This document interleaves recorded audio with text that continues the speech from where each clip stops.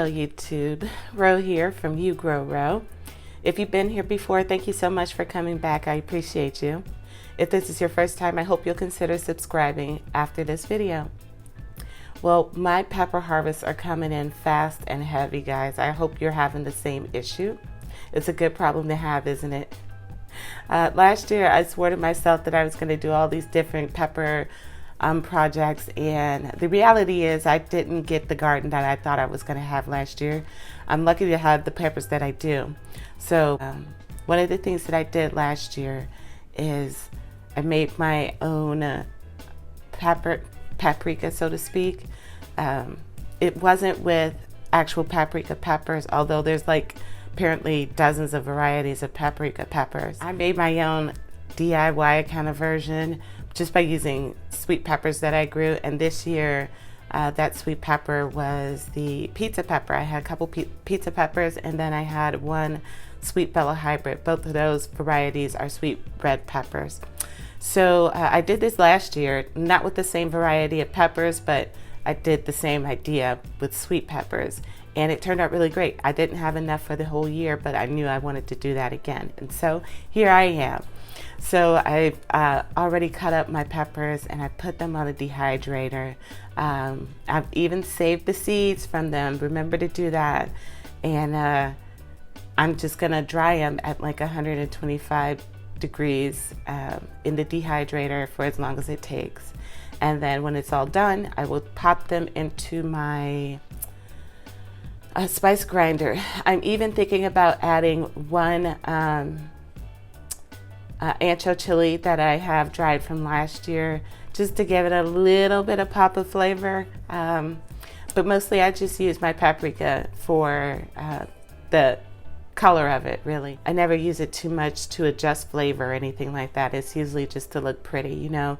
I like to put it on top of my deviled eggs. Well, everybody does, but you put it on your deviled eggs for chicken paprikash, and maybe and a dish like that is far more important, like how it tastes, chicken paprikash, but I'm not using it for that reason. I'm using it for, you know, a nice red accent on a plate. That's what I'm using it for. So I'm going to dehydrate my peppers. I already got them going. I have some already in there, and they are still a little bit too pliable. I want to get them to where they like snap when I you know, fold them up. Instead of them being pliable and folding, I want them to snap in half. You just need to pick your peppers ripe at the, you know, full red stage. And then what I do is I take out the seeds and the ribs, and I save the seeds so that I have some seeds for next season. And I remove the ribs, clean them off real good, dry them off, and then put them on my dehydrator tray for however long it takes. Because of the sweet red or the sweet Bella hybrid, it was really thick walled. I did chop that one up into smaller pieces, hoping that that will help it dry faster as opposed to leaving it into, you know, larger pieces. And kind of the same thing with the pizza pepper. While it's not as thick, it's definitely not what you would call a thin walled pepper. So I did cut that into pieces as well. It's a really simple process, and I'm just looking forward to getting this done. Maybe even inspire you to take whatever sweet red peppers you have. If you wanted it to be spicy, you could go ahead and add a spicy pepper. I'm also growing some serranos and some Tabascos. I could throw those in there if I wanted to. I got some cayennes. You could use cayenne as a alternative for it. There's a number of alternatives that you can use for it. Chipotle pepper is another one.